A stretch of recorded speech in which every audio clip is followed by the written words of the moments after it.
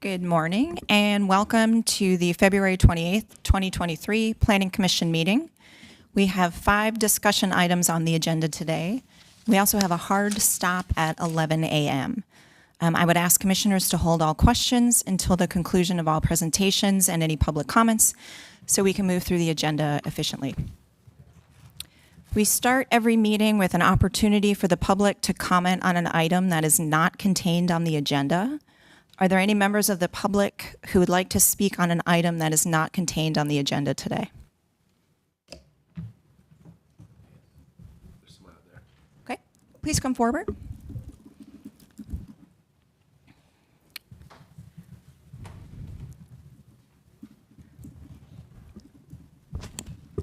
Good morning.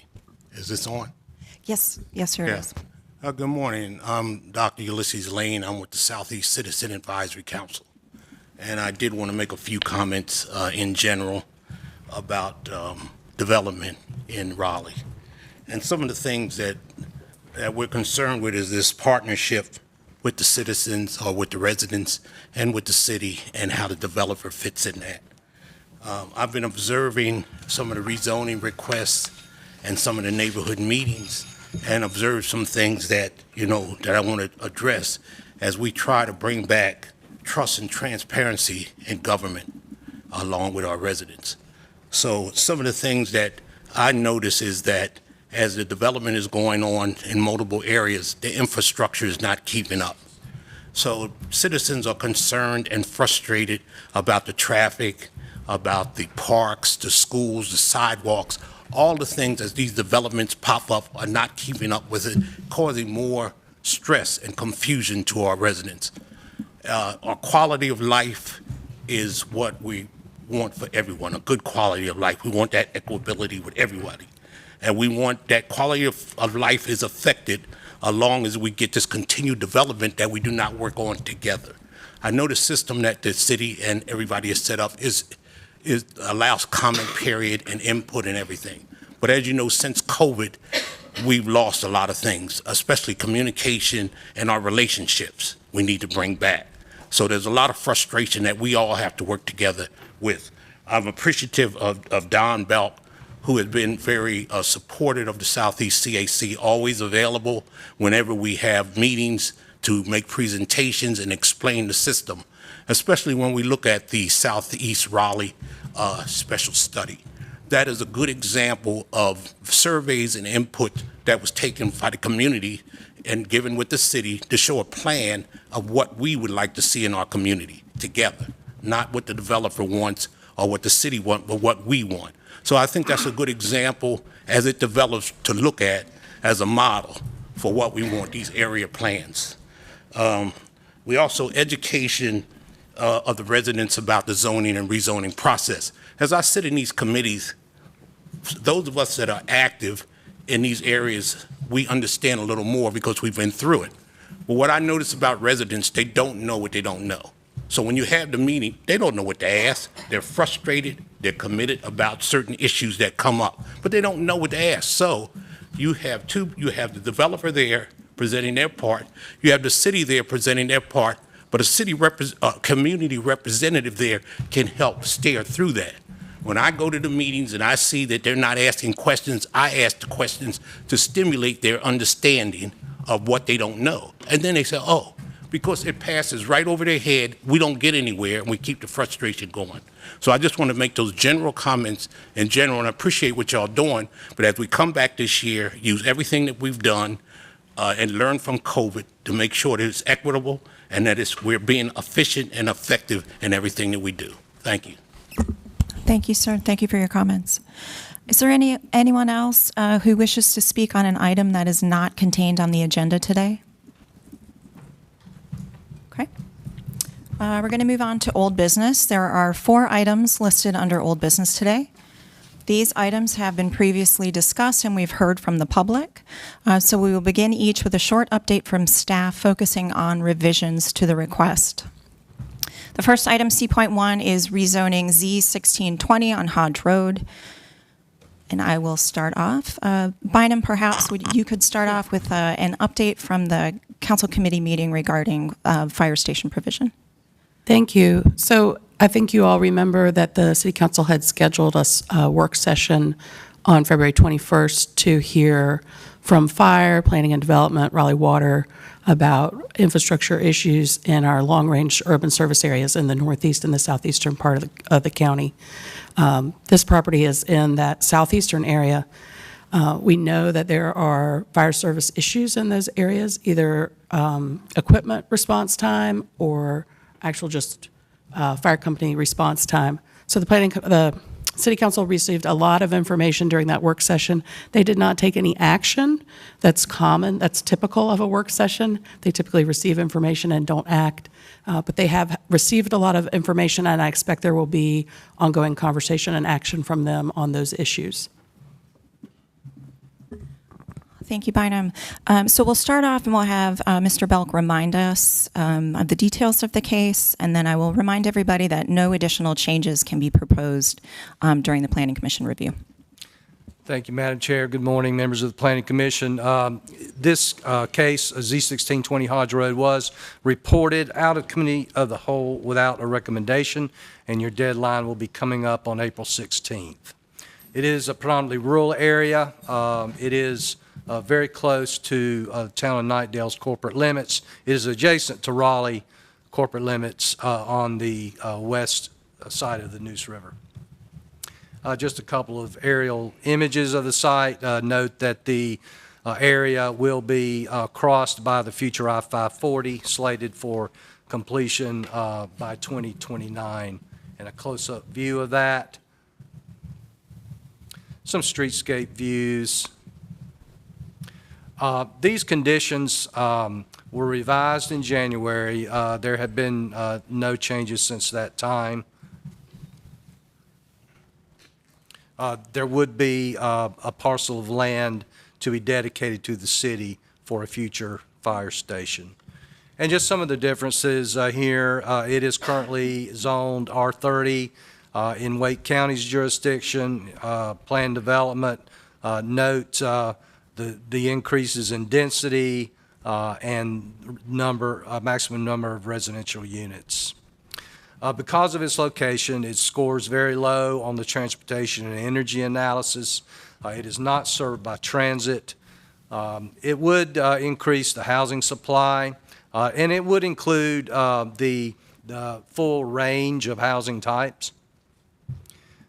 some The demographics here note the substantially higher population of people of color and low-income population groups, also higher averages for the population of with less than high school education, and median gross rents have increased at a slightly lower rate or substantially lower rate than the city average. The requested plan development in the underlying zoning categories would be inconsistent with the flume designation of rural residential. And we find that it is inconsistent with the comprehensive plan overall, given the future land use map designation, a lack of urban form guidance, and also particularly because of the inconsistent policies related to infrastructure concurrency. Deadline for action would be April 16th, and I'll be happy to answer any questions you may have. Thank you, Mr. Belk. I'd like to move on to see if any members of the commission have any questions for staff. Seeing none, I'd like to recommend a motion, and what we can do here is either recommend approval, denial, or recommend a vote out with no recommendation. I'll move to approve case Z1620 Hodge Road, and to adopt the approved consistency statement contained in today's agenda materials. I'd also like to amend that consistency statement to include a recommendation that City Council carefully consider the issues related to fire and emergency response times. And do we have a second? I'll second. Vice Chair Miller has offered a motion to recommend approval of Z1620, and Commissioner Rains has offered a second. Is there any additional discussion or debate on the merits of the motion? Seeing none, by show of hands, those in favor? And any opposed? That motion passes with one opposed. Okay. Moving on to Z5922. I will need to recuse myself from this item with a formal vote. Would anyone like to make a motion to recuse me? Chair Fox has been asked to be recused from this case due to a professional conflict, so I move to recuse Roberta Fox from this case. Is there a second? There's a vote and a second. All those in favor? Any opposed? That motion passes unanimously. So this is rezoning case Z5922. This case is to rezone 26.5 acres encompassing Shaw University. This is the second time hearing this case. This case was first heard at the February 14th Planning Commission meeting, and since then the applicant has submitted revised conditions based on that hearing. I'd like to ask staff for a brief presentation focusing on any updates to the case since that last meeting. Yeah. Good morning. Ira Mabel, Planning and Development. So the first update is on the first slide. It's a bit unusual, but there has been a reduction in maximum building height overall, so I have a better picture of that for you later. I'll do a brief recap. This is the extent of the site, so the Shaw University campus and a couple other pieces of their property owned by the university nearby. So this was the request last time, so from 12, 30, and 40 story districts. And then some of those have been reduced. So if you follow the pink arrows, the 40 story, which was the tallest, has been changed to a maximum of 30. And then there was another 40 on the western side and a 30 on south of Martin Luther King Jr. Boulevard. So those have been reduced also. And then some changes to conditions. So some new prohibited uses, including bars, light manufacturing, other vehicle-related stuff. I've highlighted the conditions that changed, so I will run through the rest of these relatively quickly. Number 2 is just referencing that map I showed before. 3, 4, and 5 are talking about protections on the historic properties that are named on a slide I have coming up. Previously they had this sort of transition into building height step back scheme on Person Street. They have since replicated that on this southernmost lot, so adjacent to also residential zoning. on Blunt Street and the south side of the site. Those are those named historic buildings, again, for reference, should we need it. The ones on these slides are unchanged, so number 6 just is accounting for damage to those buildings. There's a requirement for a certain amount of parking to be shared. There's some transportation-related requirements at time of site plan, so that's number 8 and 9. And then 10 and 11 are about transit easements and bus stops. A couple about streets and bike stations. Again, these are all old. The number 16 is new, though. There's a requirement for vibration monitoring equipment to be installed in these 4 buildings when there's new development or construction within 100 feet of them. So that was in response to discussion last time. And this is the map of the transit stuff, should we need to go back to that. So this has not changed. The case was consistent with the comprehensive plan, inconsistent with the future land use map. So approval by city council would change that. There was one change in policy so that the new uses that are prohibited sort of flipped this LAU 5.2 from consistent to inconsistent, or sorry, the other way around. None of the rest of this has changed, really, other than that striking. And again, would require a change to the future land use map. So a couple other points of business. You would, to hear general public comments, this is old business, have to reopen that. They have submitted new conditions, so that is, any further changes would have to happen in council. And there was some additional backup in the agenda from historic preservation staff, I think, responding to provide some more context based on the discussion last time. So staff and RHDC representatives are available should you have questions or follow-ups about that. Thank you. Did I answer your questions? Any questions for staff at this time? Okay. We have previously held a public hearing on this case and reviewed all of the written comments that have been emailed to the commission. To hear additional comments, the commission would have to vote to reopen the public hearing. If you are here today to speak on this case, could you please raise your hand? And of those people, if you are here to speak in opposition, could you please raise your hand? Okay, thank you. I would, in that case, I'm going to make a motion to reopen the public hearing and allow 8 minutes for each side to speak. Please make note of the time constraints and the number of speakers that wish to speak. If you have a designated speaker that could speak on behalf of several people, that would probably help move things efficiently. So moving first, we will open up for comments in favor of this case and the applicant. Oh, I'm sorry. I made a motion. Is there a second? Second. Commissioner Bennett has seconded. All those in favor? Any opposed? Motion passes unanimously. And so now I will move to the applicant and those in support.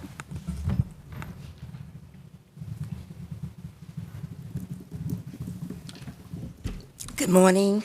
I am Paulette Dillard, 18th president of Shaw University. The university has made a request to rezone 26.5 acres of its campus here in downtown Raleigh for the purpose of modernizing and advancing the mission of Shaw University. The university has met the conditions as requested by the Planning Commission. We believe that in order for Shaw University to continue to do what it has been dedicated to do for 157 years, this opportunity for the development of the campus takes the pressure off of a university who is tuition dependent. And so the conditions that the Planning Commission asked of the university, we have gladly agreed to. But we would like to be understood that everything that requires the university to do comes from tuition paid by students to achieve an education here at Shaw University. And the ability to redevelop some of the property around Shaw University gives us an opportunity to provide much-needed updates to our campus. And we would like to have your consideration to this request and to consider that we have favorably and with all transparency made this application and would desire for you to approve it. Thank you.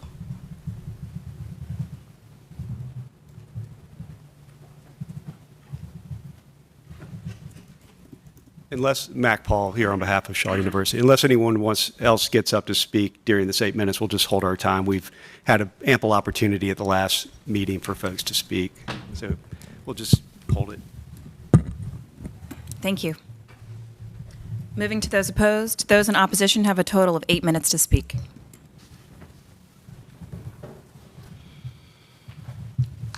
Hello, I'm Curtis Casefang. I'm a member of the Raleigh Historic Districts Commission. I was chair of the commission actually during the listing of the Prince Hall Historic District.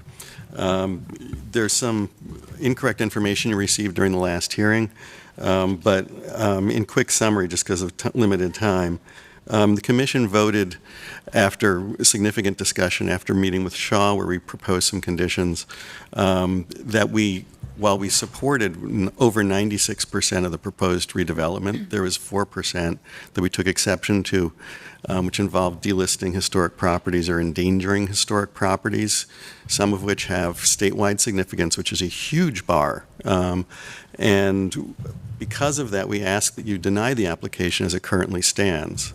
That said, we did offer Shaw a way they could get over 100% of what they were asking for in terms of floor area, but they did not accept that. They did not add that to their conditions. Therefore, we're standing at the recommendation to deny.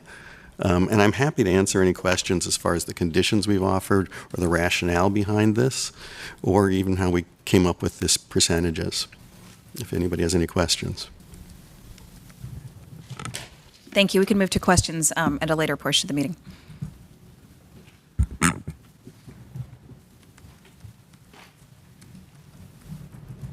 Good morning.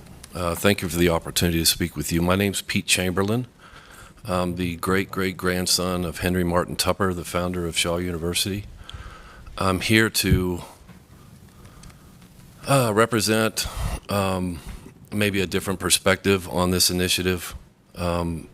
My main goal in coming up to speak with you this morning was to ensure that the core and the reason why the university was founded at its beginning is maintained.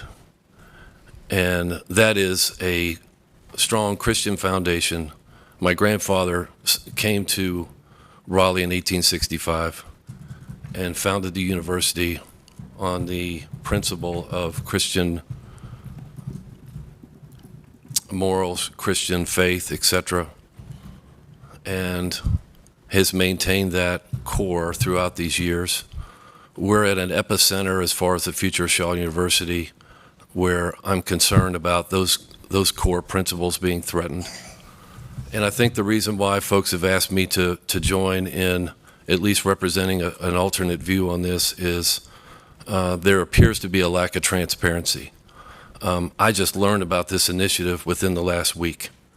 So not that we play such a role in the future of the university, but I do represent the family that founded the school, and we have not been engaged in one bit as far as how this is all going down. I'm excited about where the school is. I'm excited about the potential that this could impact the school. I'm very much in concert with the fact that a proper approach to this, the geography of where the school resides can be of benefit to the school, and I think that would be fantastic. But I think there's a lot of constituencies within the Shaw family that are not being represented and not heard. And I'm really concerned that a few select individuals are going to benefit from this financially, and the school and the kids themselves, several of which are here this morning, are not being heard and not have the chance to express their feelings on the impact that this can have on them, not just today, but into the future. So with that, I would just request that you consider at least a delay in the decision on this so that the Shaw community can have the appropriate opportunity to hear the full plan and understand all the ramifications that this potential decision could have on their lives, the future of the school, the future of the students, et cetera. Thank you.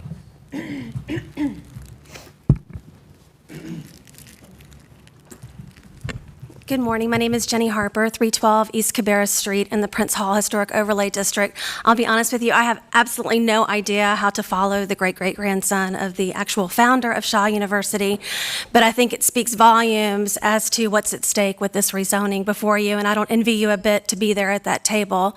One of the things, I attended the meeting a couple weeks ago, one of the issues that came up at the meeting, Commissioner Bennett mentioned how your table keeps hearing over and over again how no one wanted Prince Hall. It was overwhelmingly objected to by property owners. And I realized that that is true. You are literally hearing that same piece of information over and over again, but what became clear to me is that you are hearing that information from the same legal representation over and over, who has represented every single rezoning case to come before you and council in Prince Hall since it was founded, with the exception of one, which was a rezoning to allow a former church to have a restaurant there. The reality is, as someone who was involved in the process of passing Prince Hall, the overwhelming majority of residents, property owners, residents who own property, residents who are also tenants, were overwhelmingly in support. 69% of them were in support of this district being created because of this precious, precious slice of Raleigh's African-American history and heritage that deserve to be protected and elevated, and not just a marker on the side of the road. There were folks that objected to it. That is absolutely true, but those were developers, those were speculators, and it was Shaw. And I guess in this capacity, Shaw is acting as both of those things. I think Mr. Paul said it himself a couple of weeks ago very well, that this is why we objected the district being created, because we knew we'd be right back here 10 years later, and here we are. And so that is what is at stake. I think it is deeply disturbing that in this moment of this national moment that we have, where you have state legislatures and governors and municipalities and people in power who are seeking to ban the actual education of African American history, of what has actually transpired in this country, to teach about this nation's original sin, that we're looking at not only, the eradication of so much of that, but also this neighborhood that is intrinsically tied to the university. And for that reason, as in the case of Mr. Chamberlain, it is not that we don't love Shaw deeply and want them to succeed. They are currently zoned for 12 stories right now. It was presented to you at the meeting last time that they could go and put a 12-story building in there right now on the campus, but we're asking for some more thoughtful consideration for how much is at stake, and appreciate your time.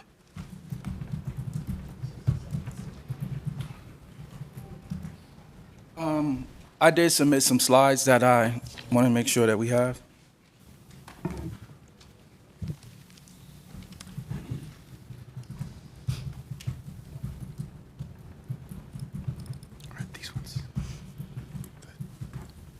Yep, that's it. Thank you.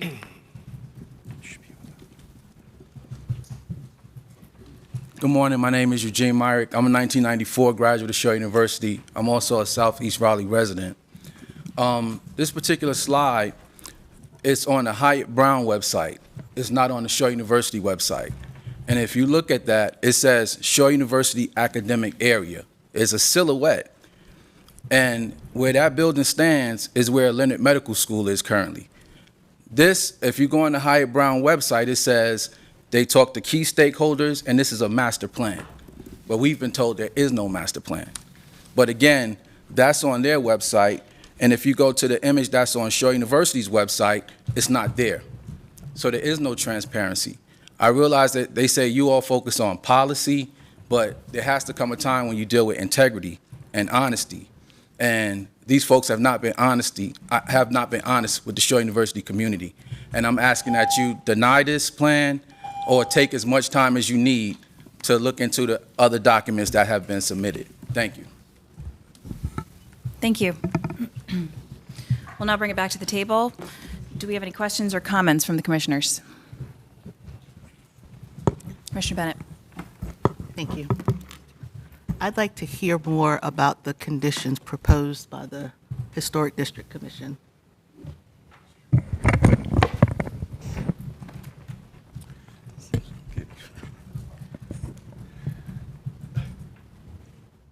Was there an aspect in particular that you'd like me to bring back up? Well, the speaker said that he okay. could tell us more about what was offered and not accepted. That's what I was trying to hear more about. Okay, do you want me to go one by one down them, or are there ones in particular you'd like to focus on? What was not accepted, I guess. Okay, all 6 of them. First one was that eliminating the removal of 121 and 123 East South Street and 600 South Blunt Street from the Prince Hall Overlay District. 125 East South Street is the Rogers, Bagley, Daniels, Pegues house. This house is, most of its existence was owned by the Pegues family. The Reverend Albert Weatherspoon Pegues was the formerly enslaved Dean of Theology at Shaw and owned the house for 80 years. The state has said that this house has statewide significance.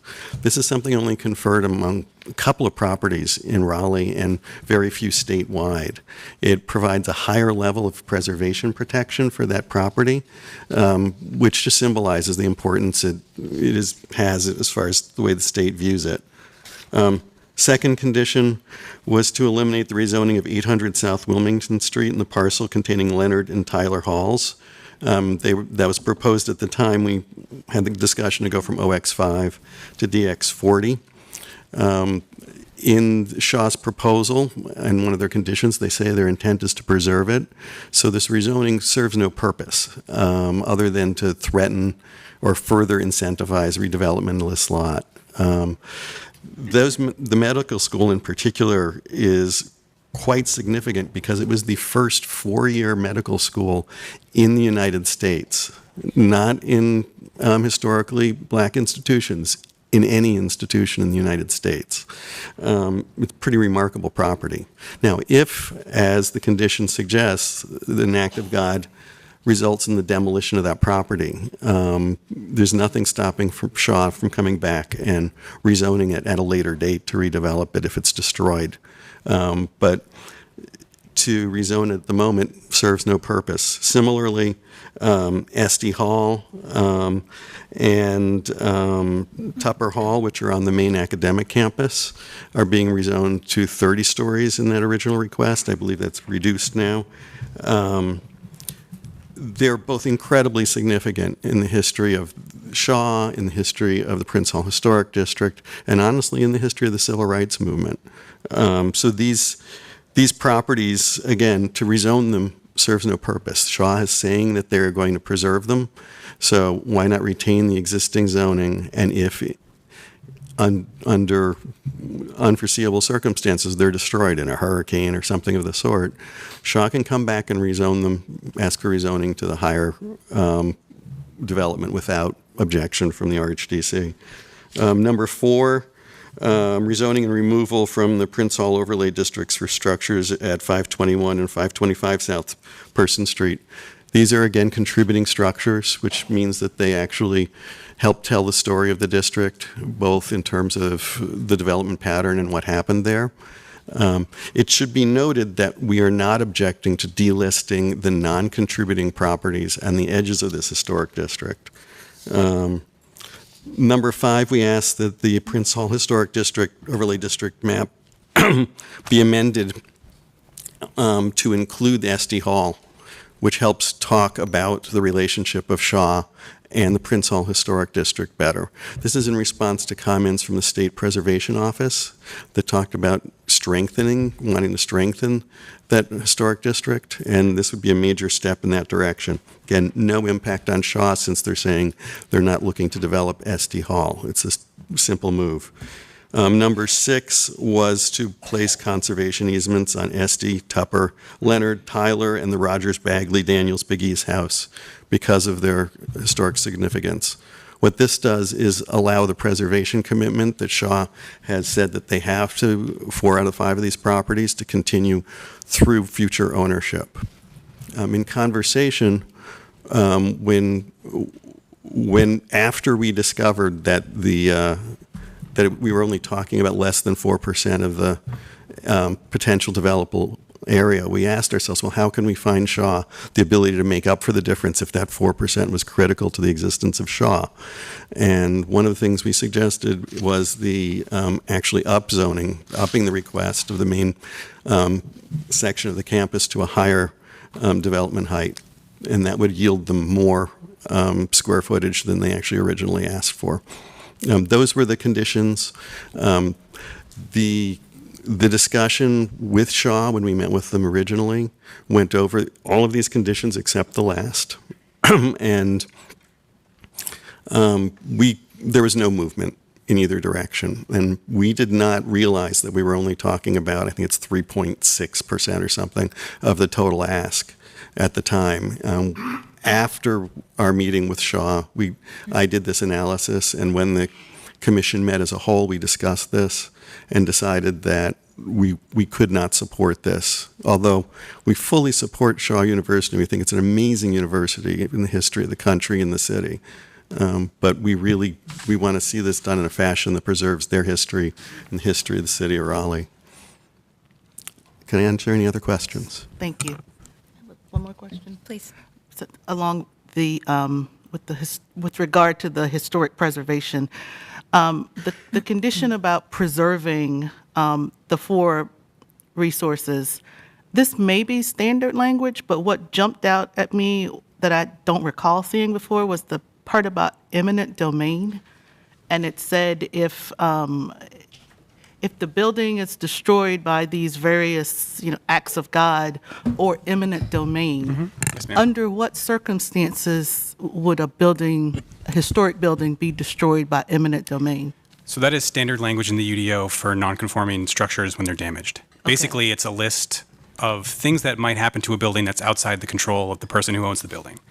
So there is no intent from the city to do anything like that.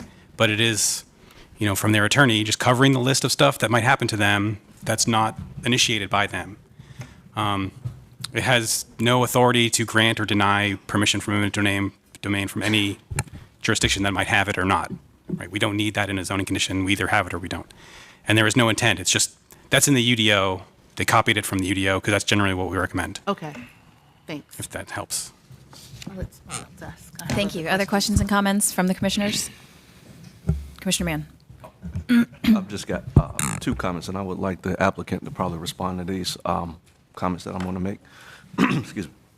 The first was the lack of transparency and the lack of lead time to the public knowing about this rezoning. I'd like to hear about the process that Shaw took to kind of mitigate that.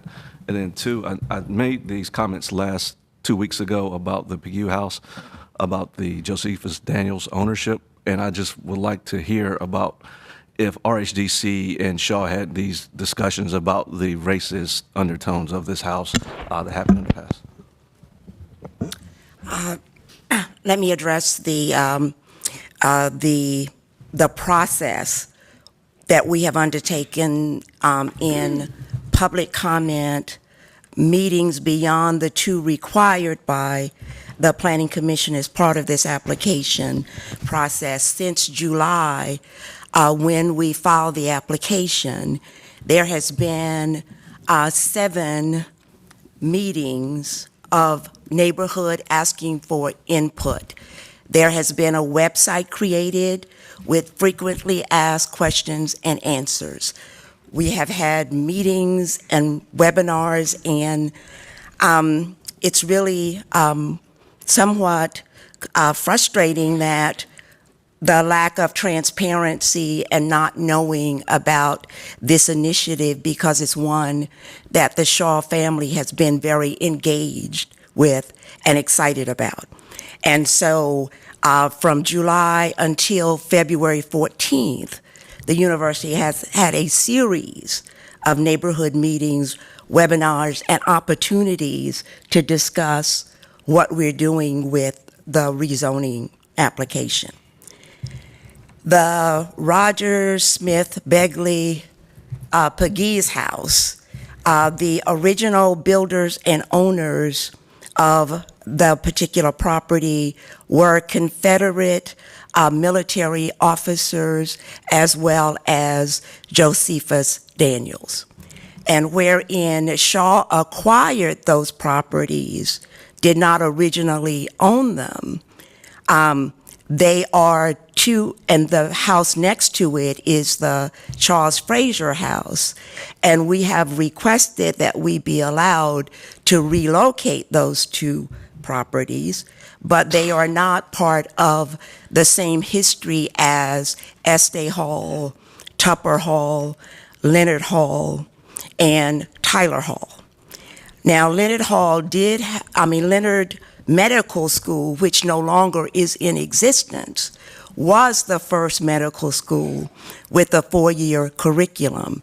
But as you recall from the history, the medical school was closed in the early part of the 1900s because of the outcome of what is known as the Flexner Report. So there has not been a medical school there in quite some time. The Leonard Hall building now houses the Shaw Divinity School, which is part of our original roots, and we are still very much a faith-based institution. And so I really think it's important, and thank you, Commissioner Mann, for asking that question. Commissioner Mann, I'll just finish up on your question about RHDC conversation, about the Bagley, Daniels, Pegay's house. Representative Yvonne Holly was there, and she's been working on behalf of Shaw. There was conversation about the legacy of that home. I mean, obviously, there's a later owner who had a connection with Shaw. You heard from Curtis on RHDC. So there are different feelings about it. Shaw acquired it later, but I did want to point out it was discussed in terms of some of the uncomfortableness with that history on behalf of Shaw. And I concur, it was discussed. And as a result of that, in the same meeting, because the association of Daniels to the house was actually pretty weak, the commission voted to recommend that actually his name be stricken from the house's name in terms of the listing. The strongest association of that house with the history of Shaw in the city is with Reverend Pegues, the Dean of the Theology School that is so cherished by Shaw. So that's how we reacted to it, because we understand the sensitivity. But frankly, Mr. Daniels rented the place for a little bit and then moved on. He isn't foundational to the house. Thank you. Thank you. Any other questions, comments from the table? Commissioner Raines. Thanks. Question for staff, just more of a technical question. Under current entitlement, Leonard Hall, for example, Tupper Hall, Leonard Hall, SD, could those be in process, demolished, and 12-story buildings be put on those sites as of today? And to follow up on that, so if that's the case, would we consider that the conditions would actually provide a little bit more protection for those structures? That's correct. Yeah, there is staff from Historic Preservation if you wish to know more about that process, but we cannot prevent demolition as a state. So yeah, any zoning condition that you ever see is either equal to the UDO or stricter than the UDO. So the conditions that are in here, as interpreted, are more protection than we otherwise have on these particular, the named properties. Where that is not the case is when the overlay is being removed. So that is true for the ones that are named that say preserved or relocated. But in the couple of instances where the overlay is removed, that's removing all the requirements that come with the overlay. Is that clear? Thank you. Mm-hmm. Other questions from the table? Commissioner Haver. Similarly, for condition number 6, did we hear in the last or the previous meeting that the language about the 50% of the total replacement cost did I hear that was part of standard SPO requirements? Yes, sir. Yeah, that's in the the Unified Development Ordinance for Okay. non-conforming structure, yeah. Thank you. Other questions and comments from the table? Commissioner Bennett. Thank you.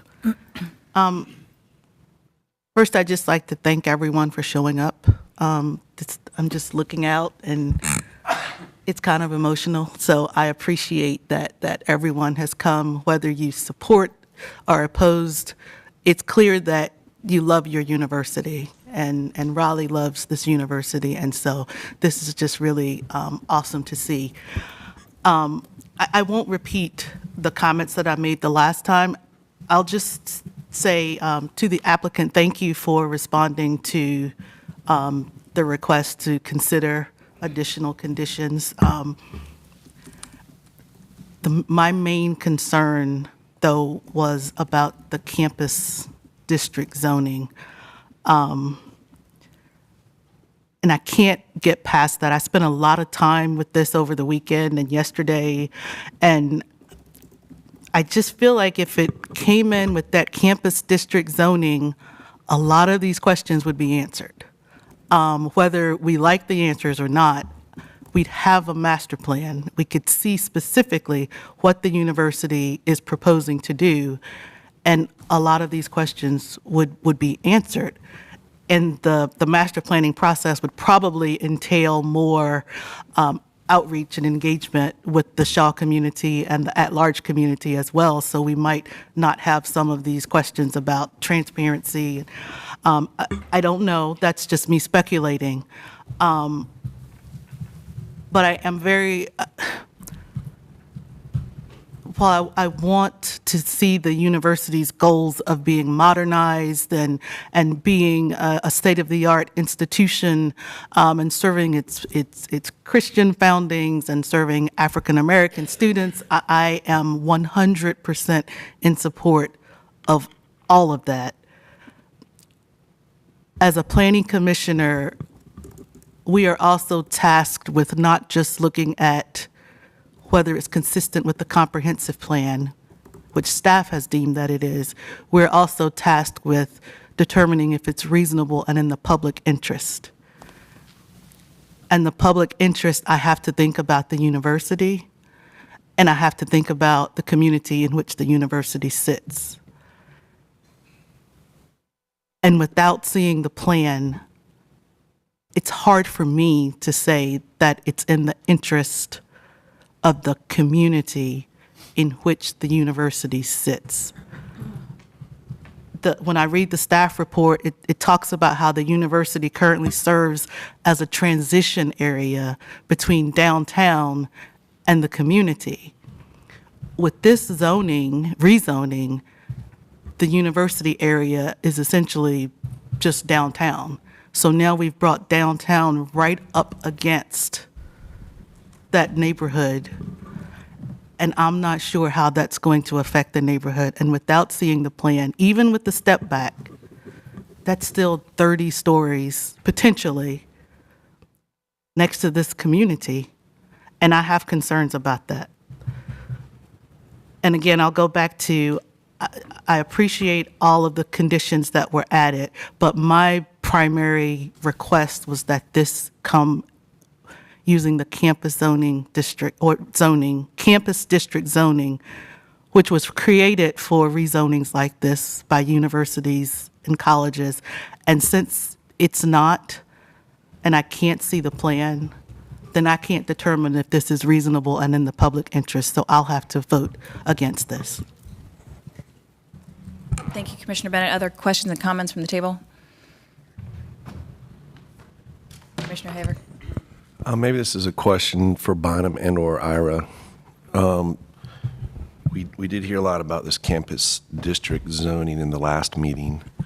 I know it's been part of the zoning ordinance from the beginning, but did we not hear in the previous meeting that there has not been a rezoning that's come forward since? When was the UDO adopted? What year? There's one campus district, I believe. Do you know what NC State. project that was? Yeah, so the Centennial Campus rezoning, which you all reviewed, is a campus district. The option is available to institutional users. You don't have to be an academic institution. It's really available to any sort of institutional landowner. It's an option. It's not a requirement. Policy certainly points that way, but it's not required. And what year was the UDO adopted? 2013. So we've had one come forward since 13. So Right. But I don't think we've had any other. didn't William Peace rezone, and wasn't there some conversation back then about I don't think they have rezoned. master plan? No, I don't think they have. No. I think they, maybe, they may have rezoned adjacent on that Seaboard property they bought, remember? Seems like I remembered some discussion around. They have DX zoning Yeah. on their campus, yeah. I'd have to look. I can look for you. I know that, I don't know if it was in these discussions or others, but we previously looked at the campus district and what other universities, how they are zoned, particularly downtown. And I believe at the last meeting, I just want to clarify, we talked about campus district rezoning here, and I believe staff said that its primary purpose in this case would be to change and decrease some of the requirements of the zoning in that area in terms of. So the campus district is similar to a planned development district, which you are much more familiar. We get more of those per year. Like, I believe there's only one campus district in the city right now. So there are more requirements to do the planned development or campus district. You have to submit a lot more material up front. And in exchange for that, there are parts of the code that you can modify. So that's the only two districts where you can do that. So, that is a choice, but it does have some cost to, rather than a general use district. You have to hire more professionals to design the block plan and all the parking plan, all the other requirements for those districts. The plan development district requires a traffic study. The campus, I don't believe, does. So there are some differences between the two. The campus requires you to be a public institution to own all the land in order for even you to ask for that. So there are some differences, but they're pretty close to each other in terms of the requirements. And I think the PD allows you to change more parts of the UDO than the campus does, for example. But again, zoning is driven by a request from the property owner. So if they did not request that, then. Thank you. Commissioner Bennett, did you have a follow-up? I believe Dr. Dillard told us at the last meeting that the university was going to be undergoing a master plan process anyway. So I guess my question is, why can't these two things be done simultaneously? If you're going to be undergoing the master planning process and taking on those costs anyway, then just put the rezoning with the master plan.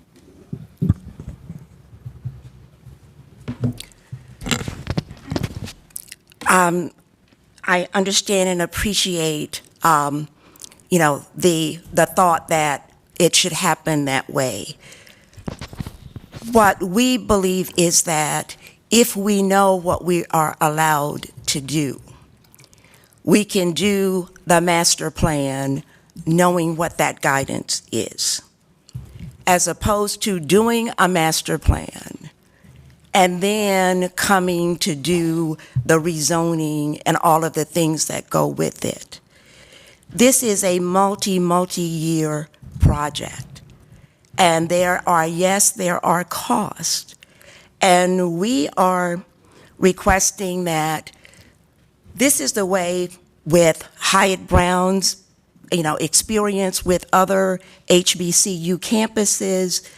It is what we believe the best approach for Shaw University is to understand what the Planning Commission and City Council will allow us to do with the property owned by, a private university whose all of the upkeep and all of the wonderful things that we've been asked to do to preserve these historical buildings are all being done with the tuition dollars of these students sitting in this room, and wherein we want to comply. We just ask that you do not further burden the university in terms of the expenses to undertake these processes, because they all come from tuition dollars. So our request to you is allow us the same flexibility that other developers in downtown Raleigh have to do what is necessary to preserve and grow this institution. And anything that would be harmful to us or the public, we have no intent to do. So yes, we're going to do a master plan, but our preference is to do it knowing what the guidelines are around what the city will allow us to do. I have no better answer than that. Yes, we are now raising the funds to complete the master plan, and there is no master plan. You saw renderings of what it could potentially look like, but there is no master plan, and that is what we intend to do. But we request your consideration of allowing us to know what those guidelines would be around how we plan, so that master plan does not have to be revisited multiple times based on a decision you would have to make around a rezoning request afterwards. So that was our thinking in doing it this way. Thank you, Dr. Dillard. We have heard, I just wanted to add, I know that we have heard concerns about transparency, and it sounds like there are stakeholders and alumni within the university who have some concerns about wanting to see the future of the university, and in particular, what the finances and financial benefit to the university is going to be, who the private partners are going to be. Those are all very important questions for the university and for its leadership and for its alumni.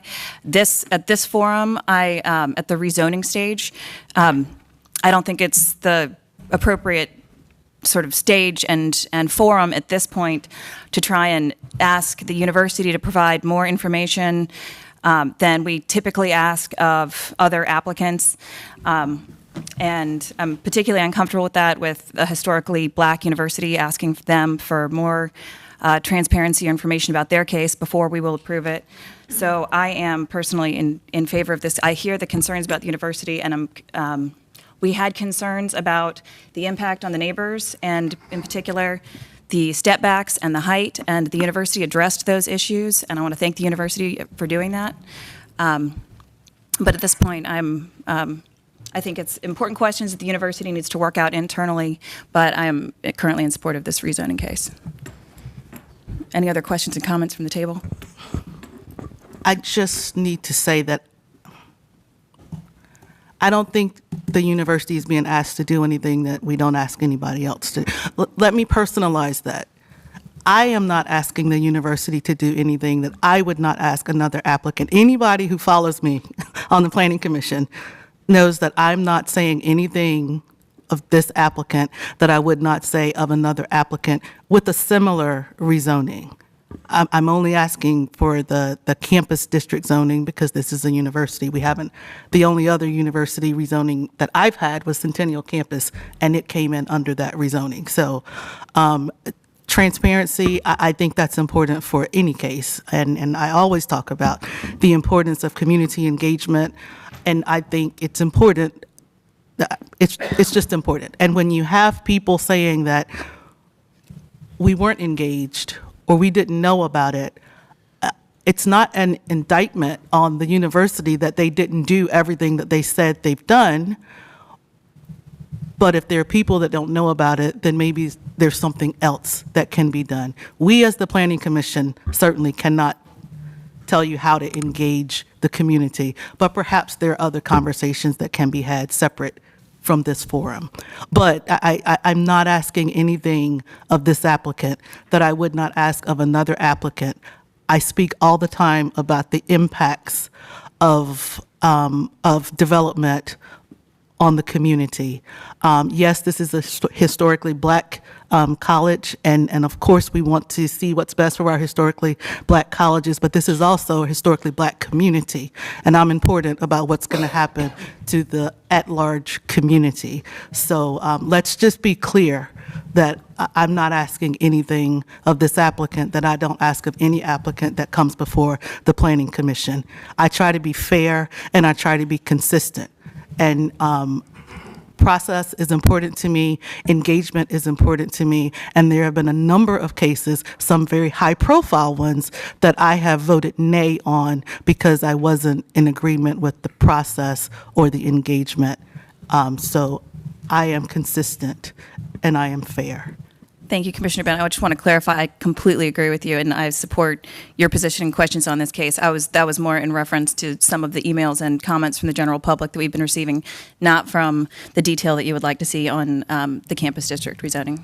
Thank you. We also have to be careful in our, if someone from the public comes to us and says, I didn't know about it, that they didn't know about it. I mean, we have to be careful how we address members of the public as well. So, we have to be respectful of everyone.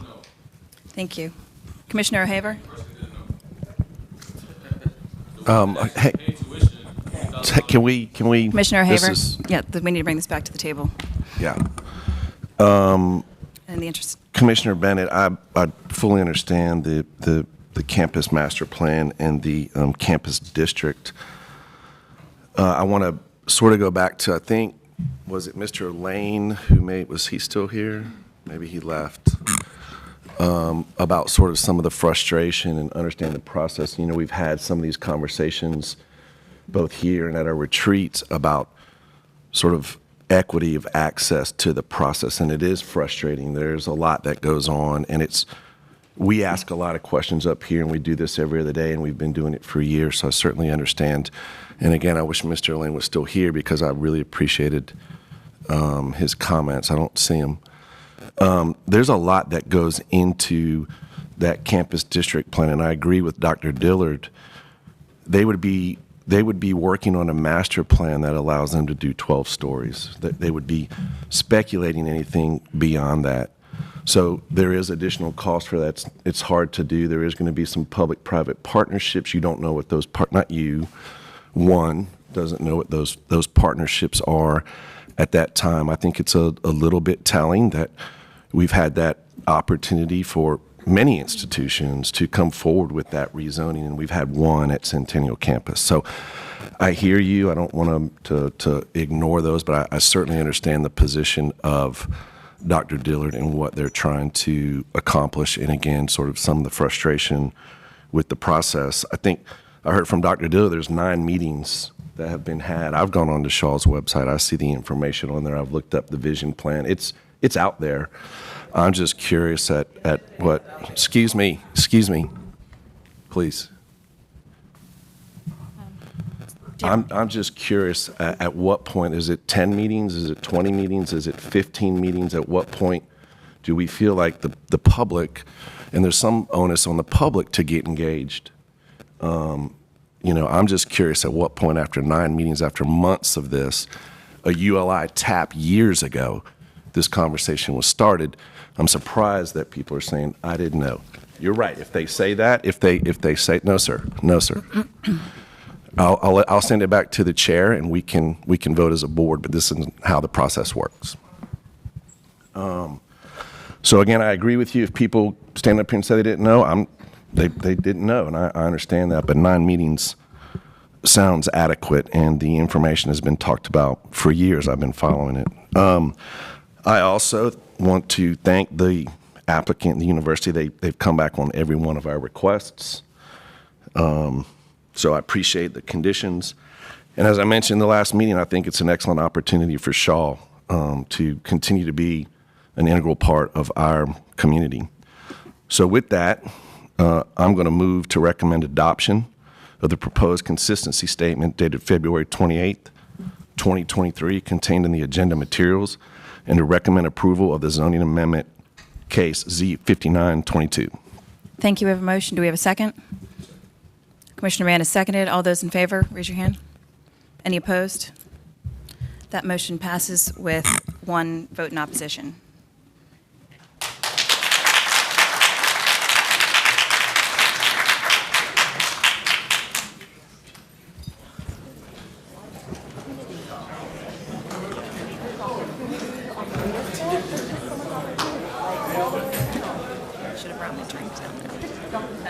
Should have brought my drink. It was like, just.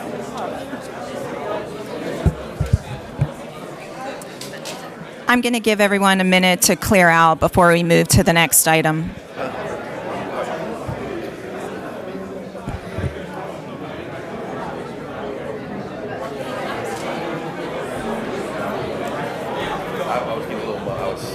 I know. Adrenaline. I know. I saw it. Yeah. You did good. You could hear it. Yeah, you did good. Couldn't help it. You did good.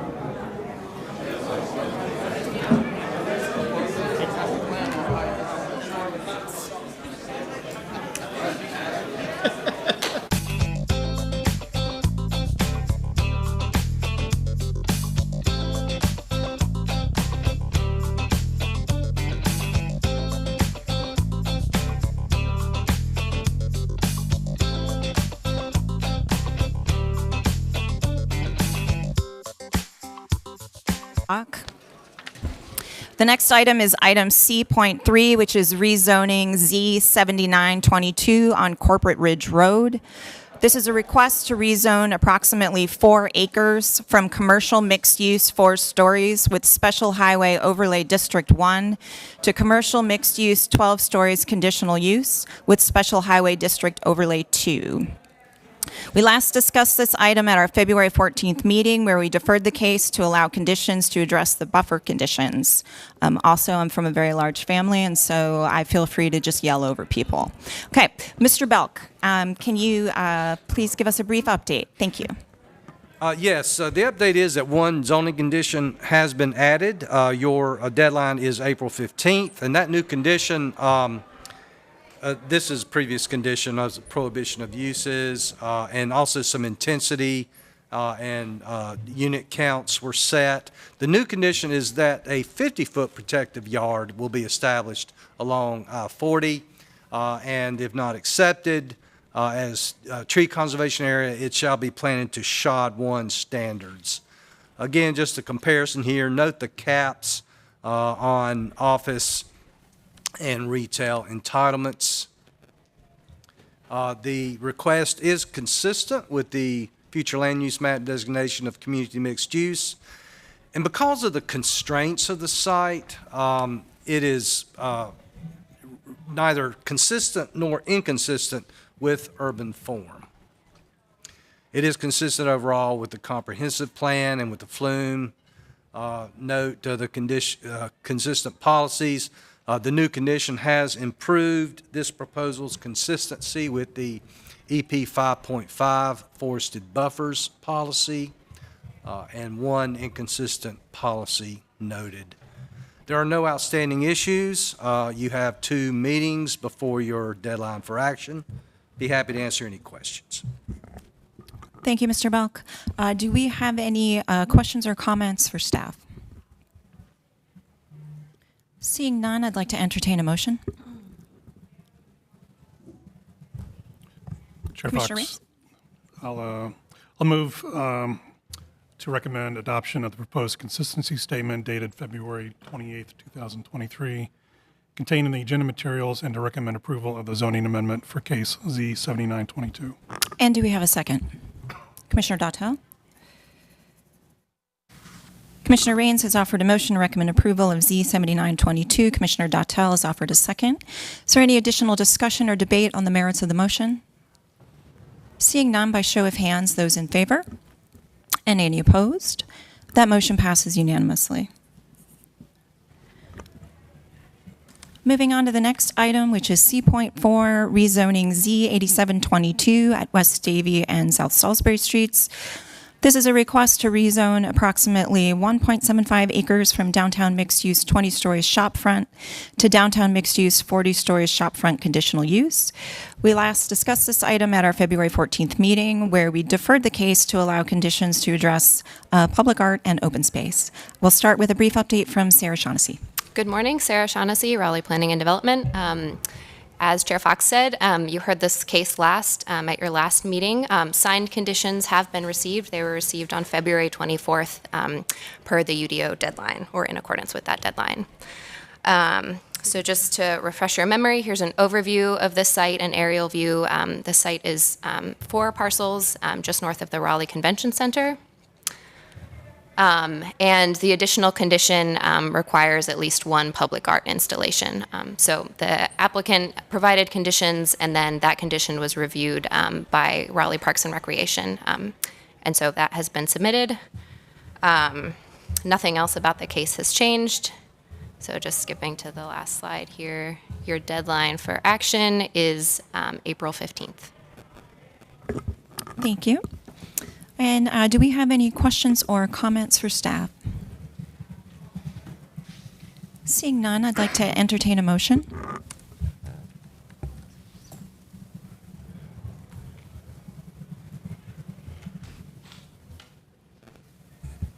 Sorry, Brittany. Vice Chair Miller? Yes, motion to approve case Z8722 and to adopt the proposed consistency statement contained in today's agenda materials. And do we have a second? Second. Vice Chair Miller has offered a motion to recommend approval of Z8722. Commissioner Dautel has offered a second. Is there any additional discussion or debate on the merits of the motion? Seeing none, by show of hands, those in favor? And any opposed? That motion passes unanimously. Moving on to new business. There is one item on the new business agenda today. This request has appeared on a previous Planning Commission agenda but was not discussed. We will hear a full staff presentation and applicant presentation and hear from any members of the public, should any remain. This is rezoning case Z9022 on Rock Quarry Road. This is a request to rezone approximately 1.88 acres from residential 4 to residential 10 conditional use, increasing the residential density from 16 to 24 units. We'll start with Sarah Shaughnessy. Good morning again. This is case C9022. Your deadline for action is April 15th again. So the zoning in the area is predominantly residential and neighborhood mixed use, currently zoned R4, and then you see some neighborhood mixed use with a 3-story height limit to the west there, or sorry, to the east. Here's an aerial view of the site. So it's off Rock Quarry Road, just next to Pearl Road there. It is adjacent to Pearl Road Park to the southwest. And the surrounding uses are low-scale residential and moderate-scale residential. Some street views of the site, currently vacant. 2 proposed conditions limit principal uses to single unit, 2-unit, and multi-living, as well as civic uses, parks and open space, greenways, and minor utilities. And there's also a cap on the number of residential units at 24 total units. Here's a snapshot of the change in entitlement. So as you can see, existing entitlement allows about 16 units. The proposed would allow up to 24. Here's the transportation and energy analysis. Slightly higher walk score than the citywide average, lower transit score, lower bike score, and roughly the same in terms of transportation cost and job proximity index scores. The site is served by 2 routes that travel south from downtown, Route 17 and Route 18, that come every half hour. Here's the affordability analysis.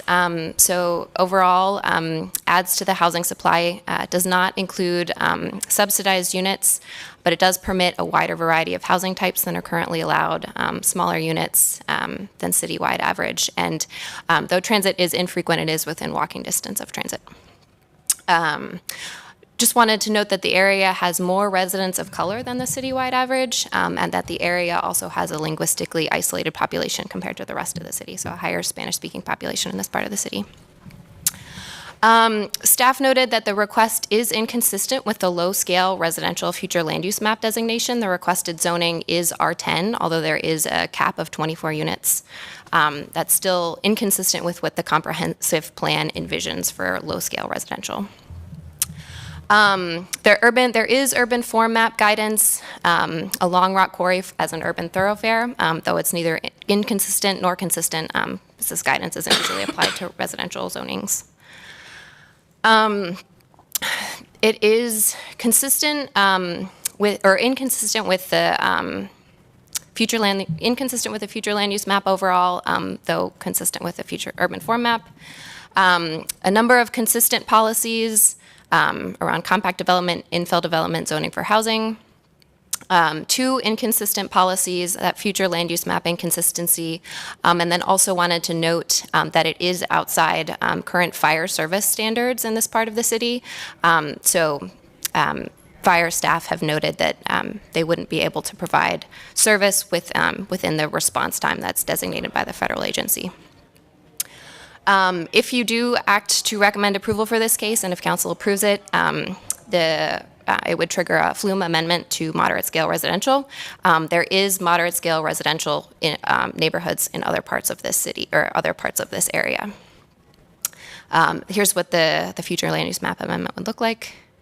And again, there is that outstanding fire service issue. Other than that, no outstanding issues. Your deadline for action is April 15th. Thank you. Next, we will hear from the applicant team. The applicant and those in support have a total of 10 minutes to speak.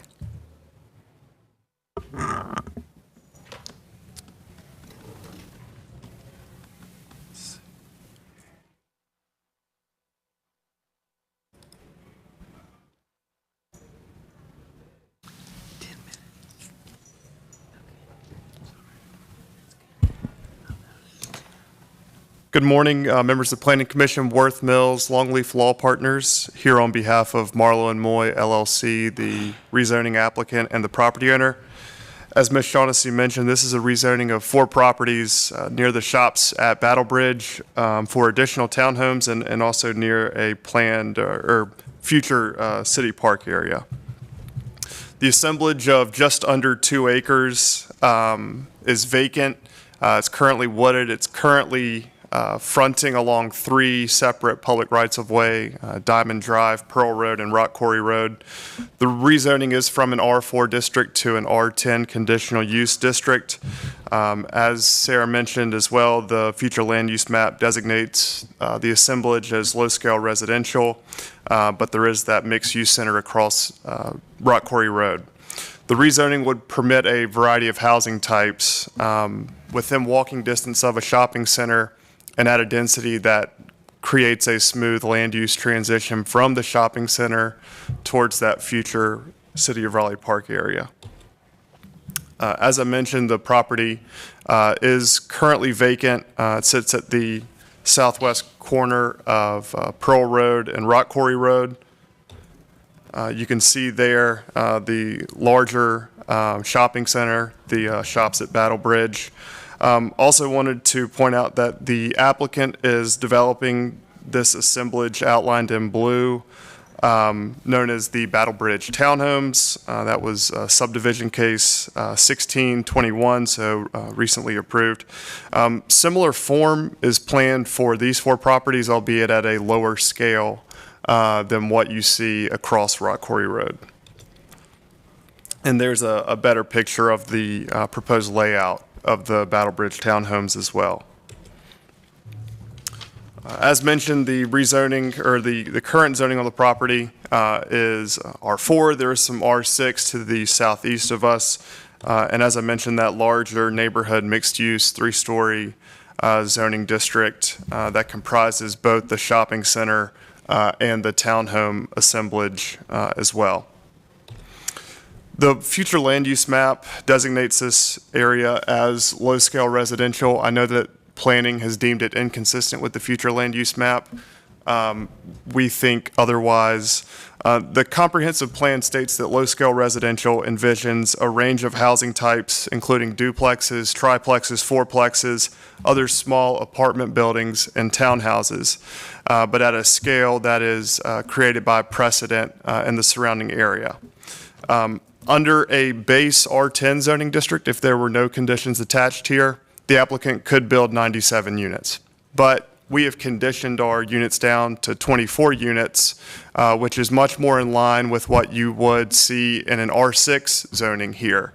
Under a R6 based zoning, you could build 13 single-family homes, 26 duplexes, and 18 townhomes. So we're really looking at this in an R10 form building type allowance, but at a density, at a scale that looks more like R6. So when you couple the comprehensive plan's recommendation for a variety of housing types, which R10 does, with the limitation on density that we're permitting here, we think and we believe that this rezoning is consistent with the future land use map.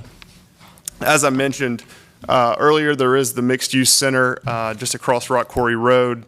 Again, creating a variety of housing types within walking distance of everyday goods and services is smart land planning.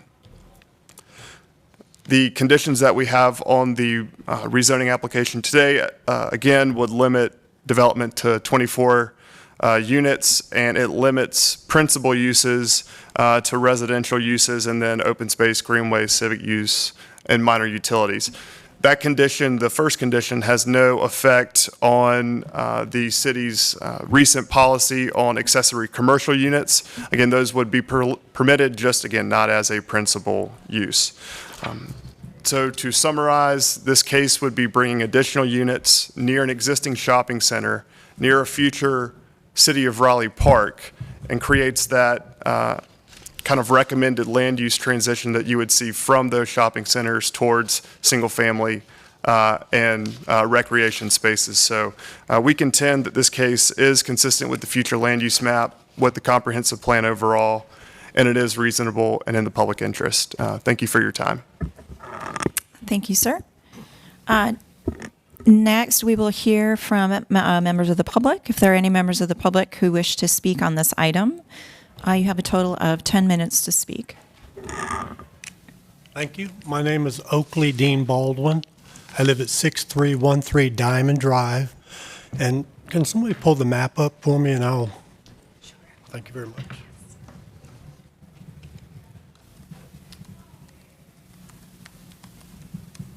Sorry, you said 6313? 6313. Is this a good map? Yeah. I also own the next two lots up, I think 6305 and 6309, that actually bump on the back side of this property if you're going up Diamond Drive towards Pearl. So this directly affects me on my 3 lots that I own. Now, if you look, I don't know if you can see from this map, but right at the, well, yes, could you put up the other map, the one that shows the actual blocks?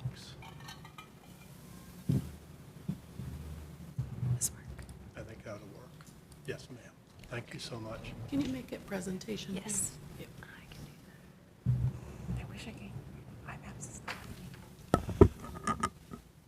I'm also a retired Chief Warrant Officer for the United States Coast Guard Reserve with Federal Pollution Investigator, Crime Scene Investigator, retired. I did 20 years as Environmental Services Director for three different municipalities, Wake Forest, Cary, and Greensboro. So my background is environmental protection. And I retired 15 years with the Wake County Sheriff's Department here in Raleigh. So 35 years total local government, 30 years total military and I dealt with pollution, law enforcement, litter, which we're looking like a third world country out. If you haven't been out Rock Quarry Road, I walk every day with a bag in my pocket and pick up a bag of trash every single day around my neighborhood. But that's another story. I don't want to chase that rabbit right now. If you look at that little indentation at the bottom left corner, that is the well house that serves all 60 homes for our subdivision. We probably have about half a dozen white families, and the rest are minority and senior citizens and people of color in this. We're not represented because we are actually county people still, because this is going to be city. So I go one group and they say, well, we don't represent you. I go to this group and they say, well, we're not going to do nothing for you. So we all of us are feeling like we're not being, there's no one that's standing up for us. As you can see, I've talked to probably 20 of my neighbors, and they're too old or too unable to come up here and tell this story. But if you're standing at that well house and you're looking up to Rock Quarry Road, there's a 6-foot drop. Top of my head, I'm 6'2". That's how much drop comes down to that well house. And I'm really concerned about contamination of our drinking water. I've lived there for 40 years. And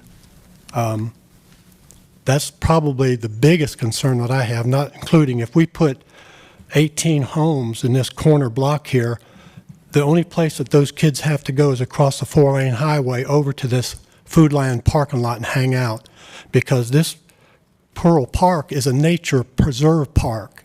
It's not a playground for kids. There's no football fields or tennis courts or anything. With the closest playground for any of these kids here is over at the Barwell Road School, which is a half-a-mile walk up Rock Quarry Road with no sidewalks. And then this ground that just cleared in the parking lot of Food Lion is going to contain 83 condos. So that's another 160 children have nowhere to go but hang out in the parking lot of the Food Lion. And everybody that finds out about this, they are totally pissed. People think they're going to put in another restaurant or Food Lion or some type of business on this cleared lot right now across the street from this property. Everywhere I go, no one knows. I live within 500 feet, and I never got my letter telling me about this building that's already they've cleared hundreds and hundreds of trees, and I know they're going to put back a couple, but this is going to hit the fan when they start seeing condos built over here, because no one knows about it. I go in Food Lion every couple of days, and I said, what do you think about this over here? Oh, we need the businesses. Yes, we do, but that's townhouses and condos. They don't know it. People do not know this. And, my next concern, other than the kids crossing the street without a traffic light, oh my God, it's Indianapolis 500 down here in the afternoon. And I know I was certified radar 3 times. I know what a car traveling 80 miles an hour looks like in a 45. We have very little police protection from Raleigh. I see a sheriff car occasionally in my neighborhood, but I haven't seen a Raleigh City blue and white in the Food Lion parking lot in months and months and months. So it's crazy out our way with the traffic. When I turned on Pearl this morning to get here at 8 o'clock, it was bumper to bumper all the way into Raleigh. And so we are definitely putting the cart in front of the horse. I'm not against progress. I'm against progress without due diligence. Now, the storm drainage, I have not given Mr. Marlowe's group any permission or sign any type of agreement to allow storm drainage to run across my 2 lots. So he's going to, and the storm water that runs down the ditch down to where it says low scale residence sign right there, there's a 24-inch pipe that goes under Diamond over to your Pearl Park with all the critters and animals and everything. And it's a 24-inch pipe. Well, during the rain, that pipe floods my yard. My house is right here at this bend.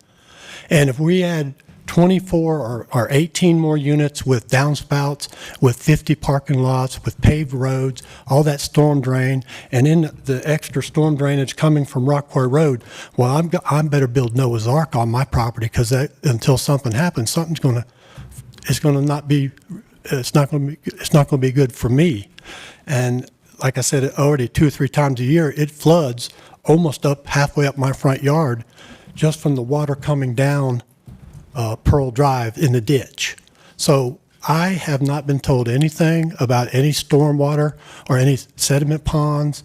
I'm very concerned about a sediment pond and this well house that serves 60 of us.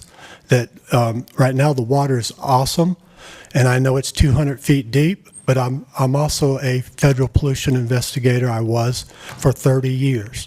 I know my water, and I know environment. I did environmental services. Like I said, I was the director at Cary, outstanding and brand new recycling programs, and I ran 3 different landfills, lined and unlined landfills. So when they tell me, oh, everything's okay, we're just going to put a pond right here. No, everything's not okay. We need to really look at this. And no one in the neighborhood wants this. Nobody, not one person. And people are talking about moving if this is done, that have been there for 30 years and have raised their children in this neighborhood. And we feel like we're just not represented because we're right here in the jurisdiction of the city, but we can't vote for anybody in the city. We're not city members. We're not city residents. So, you know, I feel sorry for the kids that are going to be in these condos, these 83 condos over here that we thought were going to be commercial property. We need commercial property bad. We need businesses out our way. When the Food Lion lost their power, we had to drive to Clayton to go, or to Garner to get groceries, like we did back in the 70s. And there's no walking trails yet in the park. I mean, I'm so grateful that the city of Raleigh has saved this Pearl Park, Nature Preserve Park. But I'm also so fearful that the contractors are after it and they want it, and they're going to eventually get it built homes there too. And then I have adopted 3 cats and brought them in my home because the cats and the animals are being pushed up. And while I'm trying to feed the outside cats, I'm feeding possums and raccoons and deer and everything else because we're being pushed and we're being squeezed. So please take a few minutes and look at this well house situation here. You know, we don't want a Detroit situation with the water where we have to be concerned. Is the runoff, the petroleum runoff from the vehicles, from the 50 cars that are parked up there and car washes and those type of things, is that going to run and get into our aqua system for our water, drinking water for these 60 homes? And I was actually in negotiation on a side note for that last corner going straight up for that corner lot. And a week later, when I got the money ready, I called, they told me it was already sold. So I was trying to protect the neighborhood. Thank you for your comments, sir. And thank you so much for allowing me to speak. And I know you'll have a very difficult job, and I'm going to pray for you. But please consider everything that I have a whole list of things. I just wanted to talk about the kids, the water, and the storm drainage. And I have not seen anything from anybody on plans. So I would love to know what the plans are for my concerns. Thank you for your comments. Thank you. You all have a blessed day. Thank you so much.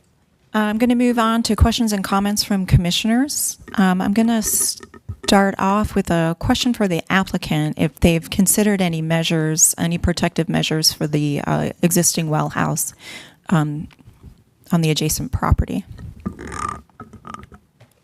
Thank you. We were intending to operate under the UDO guidelines, which require us to have pre and post development peak stormwater runoff. That rate must be the same for the 2 and the 10-year storm.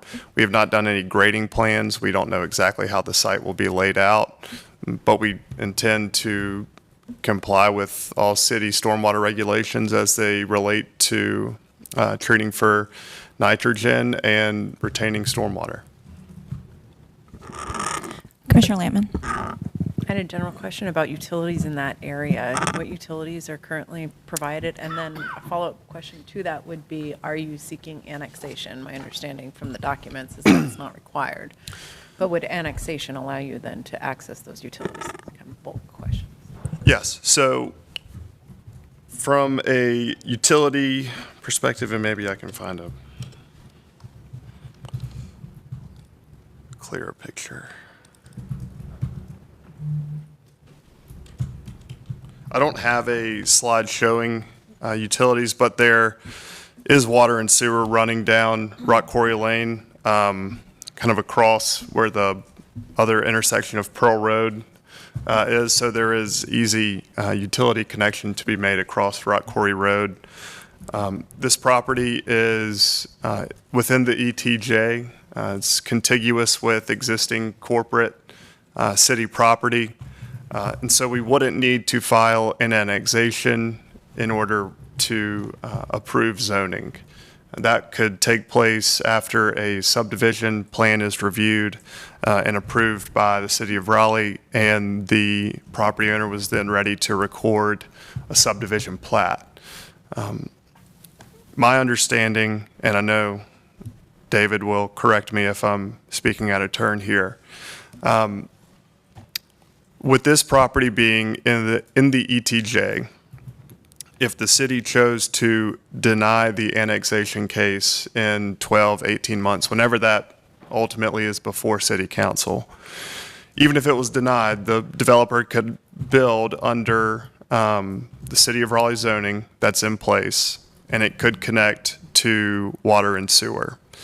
The items, services such as waste and fire, I believe, would be contracted out. But in terms of utilities, that connection could be made whether the property gets annexed or not.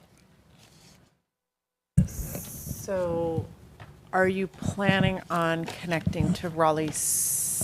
Oh, we intend to connect to all city utilities, utilize city services. Would you be willing to make it a condition that you would not be tapping the shared well system? I don't, to be honest, I don't know if that's necessary. I don't foresee any scenario where this property gets developed for a townhouse community, gets annexed into the city of Raleigh, and then uses an adjacent well. I don't see that happening. My comment is that you're not necessarily seeking annexation. So if we were to allow this rezoning to go through, if someone were to have a change in vision down the road, they could potentially not pursue the annexation and just tap the shared well. So I want to make sure that we are thinking about that scenario as well, because that is also a potential. And I don't know if planning, city attorney, anybody else has thoughts on that. I just don't see it as So a I guess possibility. the larger question is, could a development be put there and tap into a well or use well as service? I believe the answer is no, but I just wanted to hear from staff. I don't know that we have anybody from utilities. I don't know that we have anybody from utilities. You want to develop it, you're saying, I just want to make sure I understand, you're saying you're going to develop it something denser than basically a unit per acre, right? Right. Yeah. They would have to tap into utilities they would have to achieve that density. That's right. You really However- can't support development denser than R1 on with anything. You have to have utilities to get greater density than R1. You have to, so city regulation is that if you're going denser than, I'm sorry. No, I mean, you can't support a septic system on less than an acre. I get that by functionality, but Yeah. there might be people that still might pursue that, is my point. It won't be permitted. I don't think it could be permitted. Got it. Yeah. Okay, thank you. Yeah, That's helpful. because it won't work. Okay. Yeah. Any additional questions, Commissioner Bennett? I don't have any issues with the proposal. My concern is that we continue to approve these rezonings in these areas where fire is saying we cannot get there in the standard response time. And we're doing it under the assumption that city council is meeting and talking about it, but what's going to happen? I'm just not comfortable, and that's why I voted against the first one. I'm not comfortable approving all of this with the hope and prayer that it's coming. Well, I think in a situation where we are within the ETJ, it really is two separate questions. If we were outside the corporate limits, then this rezoning would be accompanied by an annexation petition right now. And you would have to make a decision on both of those at the same time as would city council. For a property within the ETJ, we have the ability to change our zoning district without filing an annexation at the time of the zoning change. We would not do that until a subdivision plan was approved and the property owner was ready to record a subdivision plat, which I would say is probably no less than 12 months away. So, and not as familiar with the other case that was previously discussed, but for a property within the ETJ, it really is two separate questions. And city council can vote to rezone the property if that's what they choose to do, and they still have the ability to take up, consider, and deny the annexation when that application is before them, if at the time that they're considering it, the fire access is still not where the city wants it to be. So just by order of rezoning the property doesn't mean that Marlowe and Moy is going to then be, permitted to, record a subdivision plat and go get building permits. They're going to have to go through all of the different trade reviews and get adequate buy-in from city council in order to ultimately build out what the zoning envisions. And so I understand that concern, and especially when the rezoning has to be accompanied by an annexation petition. That's, I think, a very different question than the one that we have here. Okay, thank you. I understand that. Thank you. Thank you. Commissioner O'Haver? If I could follow up on that, because I agree with Commissioner Bennett. I'm just curious. So we're saying that huge food line across the street, should there be an issue with fire? It's not accessible. I mean, it's literally across the street. How are there no concerns about emergency access to that shopping center across the street, but they can't come to this side of Rock Quarry Road? I mean, is it literally like a line right there? Your question is, there already an existing fire service issue in the area? Yes, there is. But we built a huge food line and all these other retail spots right there. Yeah, and there's that's right. and they have limited access to that. That's right. Okay. Mm-hmm. I just want to say back to the point that Mr. Mills was making in your questions about access to the city water and sewer utilities. So current practice in the city is that if you're in the ETJ, you're able to take access to utilities whether or not you're annexed. The question is, are you annexed and you pay tax and you pay property tax and regular utility rates? If you're not annexed and you're not paying tax, you pay double utility rates. So they can reasonably, given current practices in the city, they could reasonably expect to take access to water and sewer absent annexation. That's helpful. Thank you.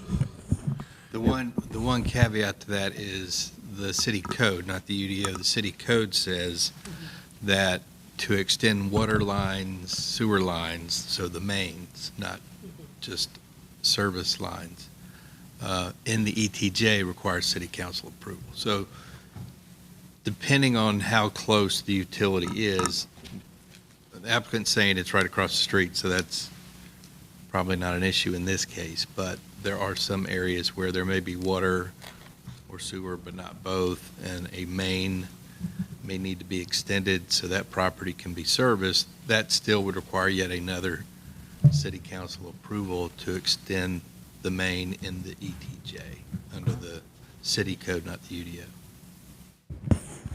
And then I wanted to follow up, Chair Fox, I thought your initial question to the applicant was about the well, not stormwater. Did I hear you ask that? Correct. But I didn't hear the answer. So are there any considerations or are there some conditions that we can place to protect the well? I understand it's deep and, again, there's a lot of development out there, but certainly if it's serving 60 homes, it seems like there could be a consideration for a condition to take extra measures to protect that well. I don't know what those are, but if that's the will of the commission, we can explore that and come back at your next meeting and let you know what we uncover. Well, I think what we're talking about is monitoring wells along the perimeter, maybe.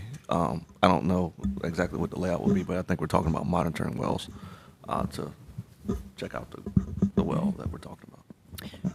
And also reducing your runoff in that direction might also provide some amount of buffer to a well house when it's at a lower elevation than your development. Stormwater staff is here, and I don't know if they would want to speak to this question or this issue or not. Okay.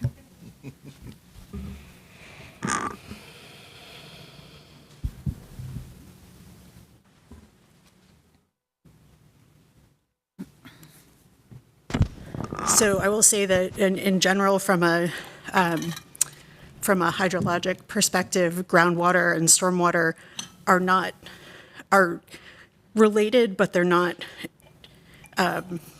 entirely linked, and they're kind of different professional fields. And from a regulatory standpoint, it's actually Wake County that has well protection measures. And so I've been texting with staff. We don't know exactly what the setback is, but our UDO does reference well setbacks that might be in place from the county. And we could, given more time, figure out what those are. My staff also noted that there's some requirements in terms of the type of stormwater control measures that are provided. There's consideration given to the placement of certain types of measures given whether it's in, the influence zone of a well. So that the placement or type of stormwater controls might be impacted by the presence of a drinking water well. Thank you. Thank you very much for that. Question for the applicant. If we deferred this item to our March 14 meeting, would that give you enough time to be able to confer with staff and research the Wake County well setback issue? And those conditions would have to be submitted by Friday. That to be signed? Not signed, okay. It's a pretty novel concept for me. And I think given the fire questions, we're really in no hurry to get a unit on the ground. So how about we come back for the second meeting in March? That'll give us plenty of time to investigate and report back. So, do you have another question? I had one more question because I just wrote down a note, but someone said that they could build 97 units. They're conditioning it down to 24, but the staff report says the maximum units were 16. The proposed is 24. Why did I write that note down? So I was making the point that the requested zoning of R10, given our conditions, functions more like an R6 in terms of scale. An R10 base zoning district could yield approximately 97 units. And the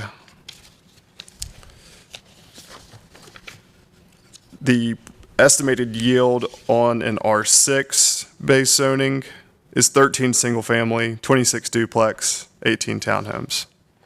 Sorry for all those numbers. No, I got it. That was helpful. Thank you. Is that it?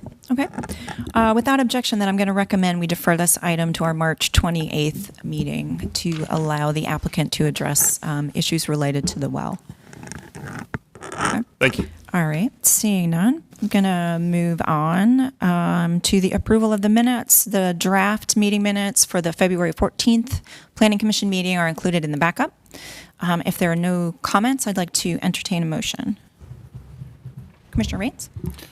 I move to recommend approval of the February 14th, 2023 Planning Commission meeting minutes. Excellent. And do we have a second?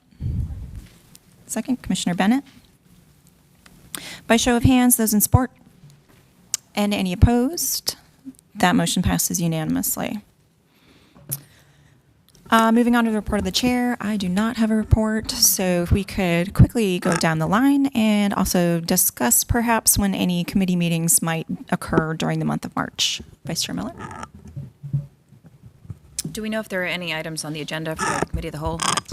Yes, ma'am. We will have a number of items on the March Committee of the Whole agenda. Those include the New Bern Avenue TOD rezoning and also a rezoning on Computer Drive, which is on the west side of I-440 or the south side, depending on how you think, from the North Hills and Navajo Drive activity area. And I think there might be one other case. Boylan and West Hargett. There you go. Boylan and West Hargett, which is on the east side of St. Mary's from the Joel Lane House, and at roughly at the northwest corner of Hargett and Boylan. Thank you. Excellent. Anything, Commissioner Elder? Commissioner Bennett? Do we have anything for infrastructure and mobility? I don't see any items. Just the item you requested. Will that be this month? It could be if you would like. Sure. Okay. Then we will have a meeting of the Infrastructure and Mobility Committee on March 23rd at 3 p.m. Excellent. Thank you. Commissioner Raines? Topics on the 15th for Text change, not to my knowledge. Anticipate a text change as Mo Retail projected for the committee. Is that right? That's right, that got up Yeah. on the, That's up on the portal. That's right. So yes. that was put up on the portal, so. Yep. Okay. Yep. So we will have a March 15th meeting. Excellent. Wednesday. Thank you. Commissioner Mann? I don't have anything. Commissioner O'Haver? I think, Mr. York, I don't believe I read the full recommendation that it also included an amendment to the future land use map. I'm not sure I got that far because I didn't. On the Shaw. Yes, sir. I was afraid of that, but I didn't notice that nobody else said anything, so here's what we can do. It was 7-1 with you abstained. And so since the meeting is still being held, right? Someone who voted in the affirmative can make a motion to reconsider. Then you can re-vote on it with the correct full motion, if you want to do that. And also recuse Ms. Fox. Yeah, we would need first to adopt a motion to reconsider. So someone would need to make a motion to reconsider the Shaw. I'll make a motion to reconsider the Shaw vote. Is there a second? Commissioner Raines has seconded. All those in favor? Any opposed? I'll make a motion to recuse Roberta Fox from this case. Is there a second? Commissioner Lampman has seconded. All those in favor? Any opposed? Okay. Now, the Shaw matter is back in front of you, and you can read the full motion. Okay, I would like to make a motion to recommend approval of the proposed consistency statement dated February 28th, 2023, contained in the agenda materials, and to recommend approval of zoning amendment case Z5922. This recommendation also includes an amendment to the future land use map to the extent described in the adopted consistency statement. There's been a motion. Is there a second? Commissioner Mann has seconded. All those in favor? Any opposed? The vote passes 7-1. That was just as a precaution. Reading the full motion as it is, I don't know was totally necessary because it's included in but we've done it and everybody can feel comfortable that we crossed our. Twice, it doesn't cancel it out. That's right. We crossed our I's and dotted our T's, as they say. Ripped a hole in the space-time continuum. Okay, moving down the line, Commissioner Dautel and Commissioner Lampman. And there is nothing in the Strategic Planning Committee on March 9th, so that will be canceled. All right, thank you. Then I'm going to move on to report from the Assistant Director. I just wanted to forecast for you that we expect a very light agenda on the 14th. We will have a text change coming. It's in the engagement portal now around stormwater regulations. This is a pretty dry, ironically, text change in that it's really bringing our regulations into compliance with state law. So I don't know that it's particularly debatable, which is part of why we didn't take it to text change committee. So it's coming. It'll come to you on the 14th, and we are not forecasting any rezoning cases on the 14th. We will have a good number of cases on the 28th. Excellent. All right. If there's nothing else for the good of the order, that concludes our meeting. Thank you.